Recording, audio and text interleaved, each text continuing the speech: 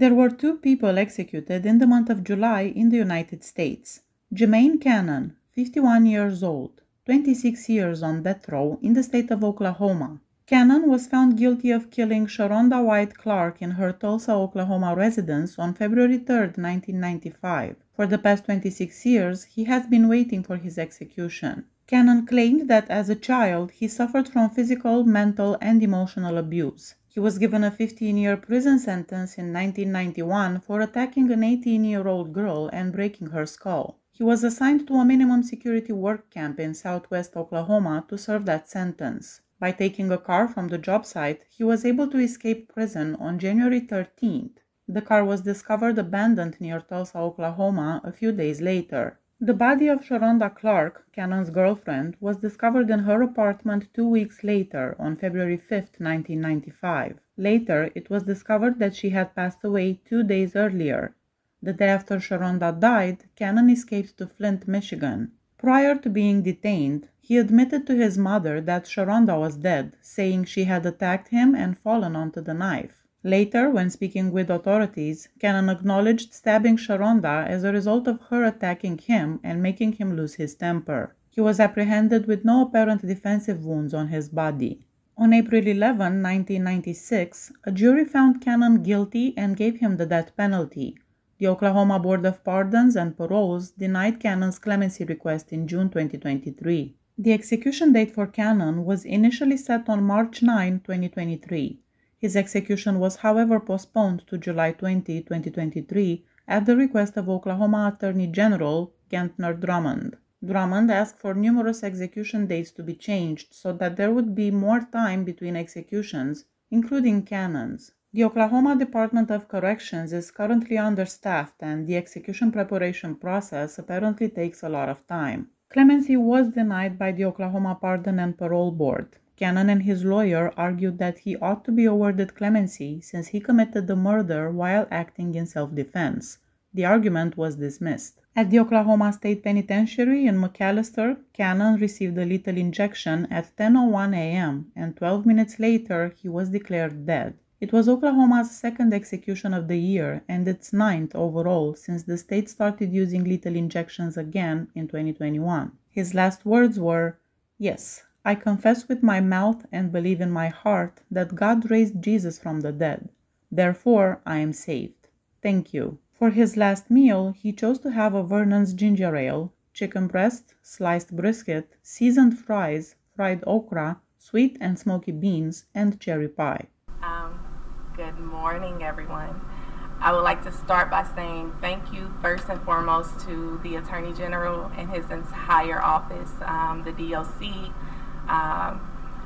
the Tulsa Police Department, and all the past and present individuals that played a huge role in supporting myself and my family in this case the entire time.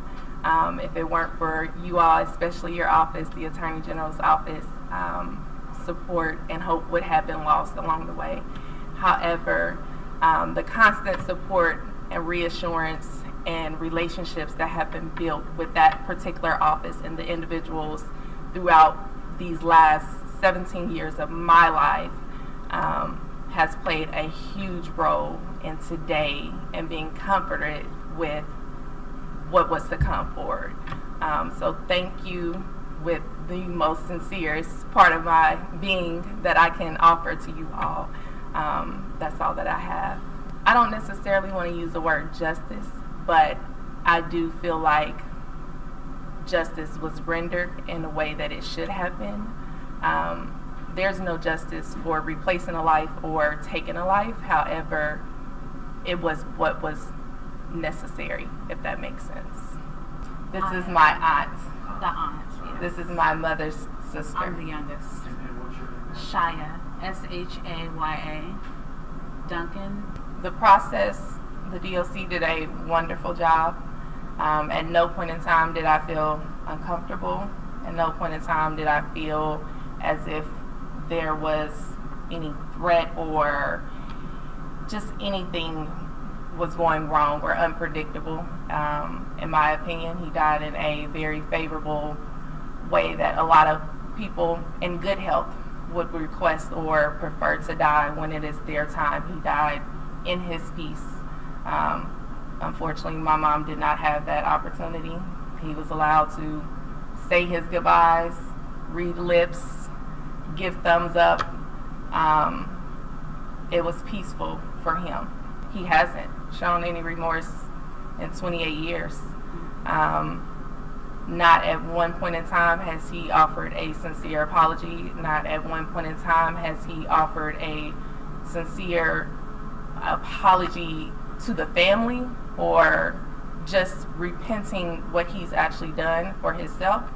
So I didn't expect it. It was the reaction that we got through his last words was definitely selfish, and that's been how he's been the entire time. So it was expected for myself. I don't know how you felt. The same. I really didn't expect an apology. He hasn't been apologetic throughout the whole thing.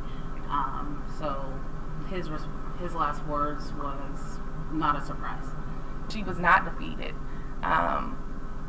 She may not be here in flesh. However, she is still here within me, within her sister, within our family. So I would definitely say I'm your cheerleader. I'm glad she was my cheerleader to tap me on the shoulder and say, hey, something's still not right. He's still here. You still have a fight. So we did it. We can now easily breathe at ease. It's unfair to feel as if a family has justice or feel content or feel okay because an individual is in prison. It's just unfair. It's unfair to feel that that's okay or that's the end of the line. In our particular case, he had already escaped once before, so it doesn't put us at ease to know that he's behind a set of bars again. To know that this is finally done, there's no more escaping, there's no more possibilities, that's what puts us at ease. And I think I speak for not only myself, but also for those other surviving victims. My name's Sean Murphy. I'm a reporter for the Associated Press here in Oklahoma City. Today's execution had, there were 14 witnesses, including the 5 of us media witnesses. There were the Attorney General, the former Tulsa County prosecutor, Dr. Urban Yen, and then a couple people I didn't know were all in the chamber, the witness room with us. The curtains lifted right promptly at 10 a.m. The death warrant was read, I believe, by the warden. Mr. Cannon was asked if he had any last words. His last words were, "Yes, I confess with my mouth and believe in my heart that God raised Jesus from the dead. Therefore, I am saved. Thank you." The execution began at 10:01. Mr. Cannon flashed a thumbs up to his supporters, lifted his head, and looked smilingly over at his, I believe, family members and member of his legal team. A pastor was inside the chamber with him, had his hand on his foot. He appeared to stop talking, although the mic was off. You could see his lips moving, but he appeared to stop talking at 10:03. One of his family members, I believe, choked back some tears. He was, at 10:06, the member of the medical team came in and shook Mr. Cannon, talked to him. There was no response, and he was declared unconscious at 10:07. He was still breathing at that point. His chest stopped moving and he appeared to stop breathing at 10:09, and the doctor entered at 10:12, used a stethoscope, checked for a pulse, checked his eyes for dilation, and he was declared dead at 10:13, and the curtain was lowered, and that was it. And my name is J.C. Hallman. I write for the Baffler magazine and a number of other outlets. I would add only that the breathing that Mr. Cannon was demonstrating after he appeared to be unconscious appeared quite stuttering.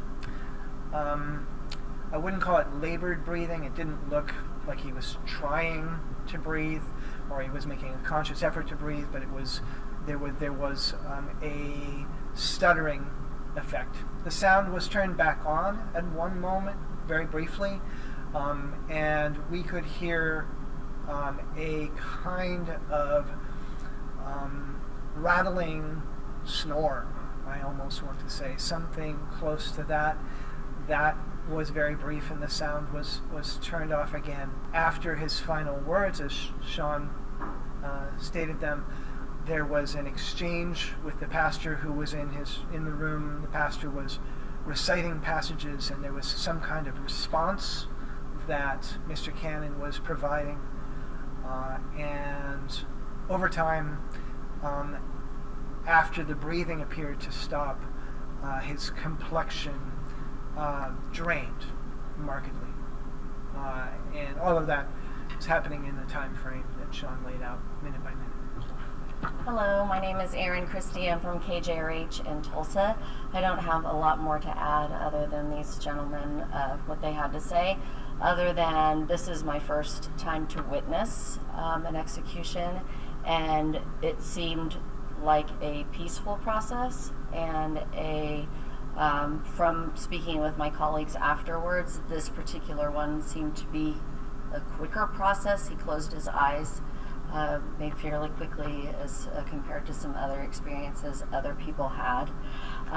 As far as the audience goes, the only other thing that I have to add is the one gentleman that Sean mentioned got choked up. When it was time to go, we're not allowed to speak, and he did get up and did seem very upset and agitated, almost as if he wanted to show some emotion, but he kept his composure and sat back down. But I really think they wrapped it up pretty well. I'm Scott Martin with Fox 23 out of Tulsa. Myself too, this was my first execution to witness, and everyone did hit everything on point. Add a couple of things. As soon as that curtain opened, he was immediately making eye contact to see who was there for him. And as far as the smiling, it was almost like a half smile kind of smile thing, kind of like he said, as far as he was trying to kind of comfort who was there watching him. I'm Reagan Ledbetter with Channel 6 in Tulsa. This is my second one that I've witnessed. I have one to compare it to, and I would kind of say what they've said. It seemed very quick, just minutes after the curtain raised, he closed his eyes. I would say that when the curtain raised, I would kind of call it a half smile, as Scott said. He kind of looked down the line, but when he saw that guy that Aaron had talked about that jumped up, it was like he went down the line, saw his legal team, saw some family members that he may have invited, and then all of a sudden it was like, what are you doing here?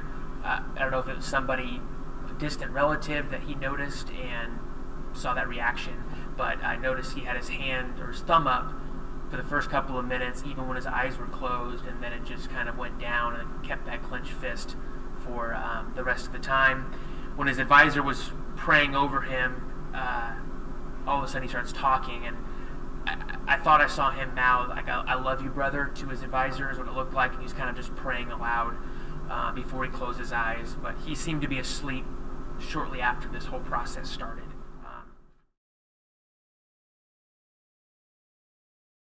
James Barber, 64 years old, 19 years on death row in the state of Alabama. Barber was convicted for murdering Dorothy Epps, a 75-year-old lady who he had known for the majority of his life. He was in fact her handyman and was very often in contact with the victim before deciding to rob her. At the time, her husband was out of town, and he told the neighbors to keep an eye on his wife in case she needed anything. Barber killed Dorothy with a hammer, and his palm print was found at the crime scene.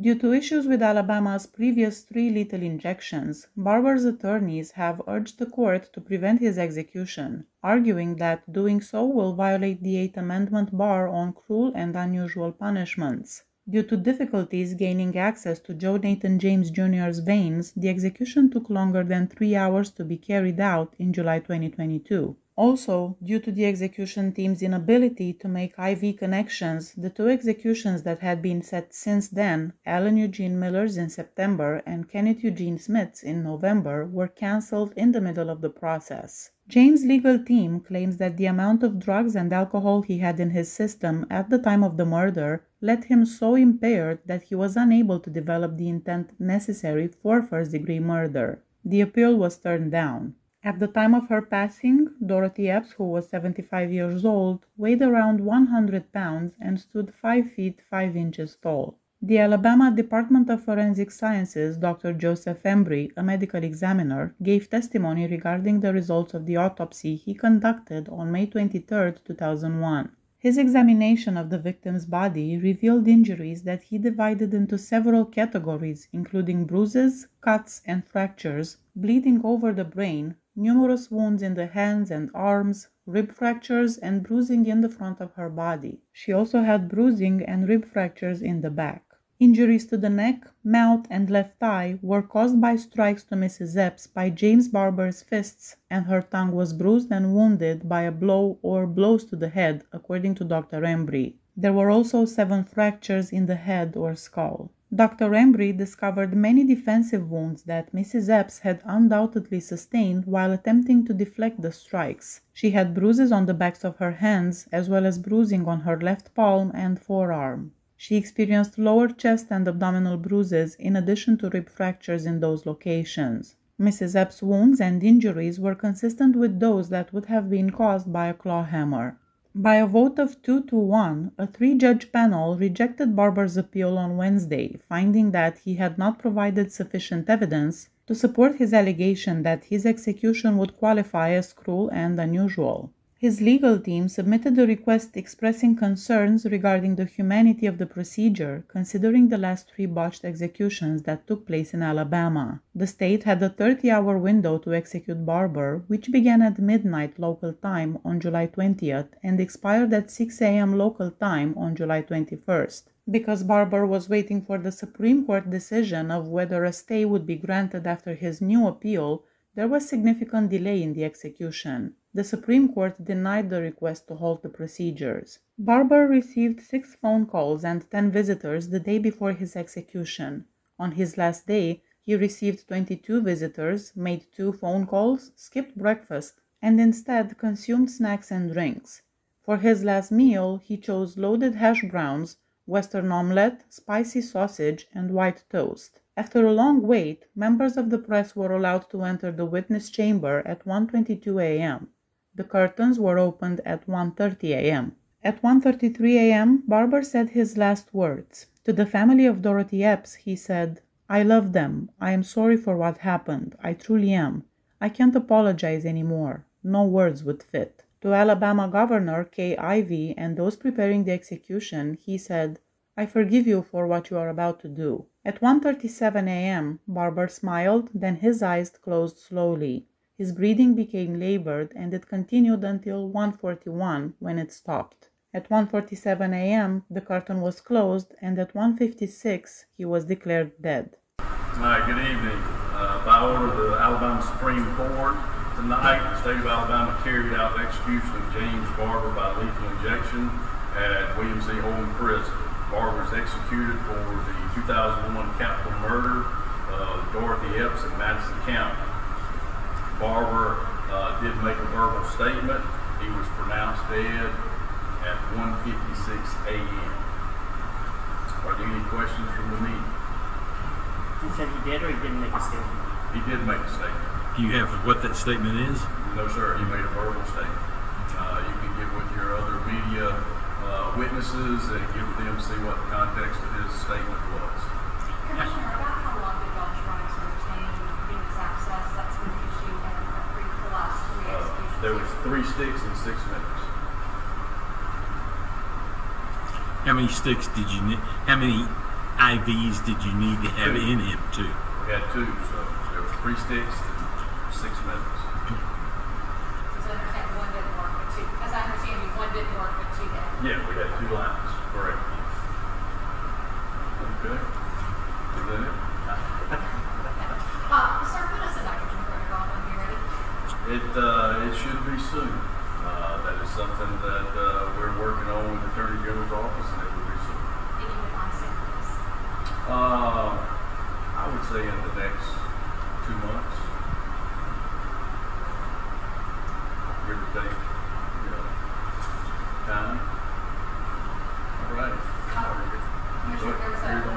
was a lot of issue made about what happened in the previous executions. Barber's attorneys said they were quote-unquote botched. Are you satisfied with how your personnel carried out the procedure tonight? Absolutely. Absolutely. They went through the Federal District Court, 11th Circuit, and the U.S. Supreme Court, and it was carried out extremely well. Was there any statement by the victim's family? Not to my knowledge. So you would consider tonight's result a win for the department after all this recommended days after last year? We carried out a successful execution of the inmate as directed by the Supreme Court. For the month of August, there are 2 executions still scheduled. Joni A. Johnson from Missouri on August 1st and James Philip Barnes from Florida on August 3rd. See you on Friday the 4th to give you the updates. Please hit that subscribe button if you like my channel. See you next time. Bye bye.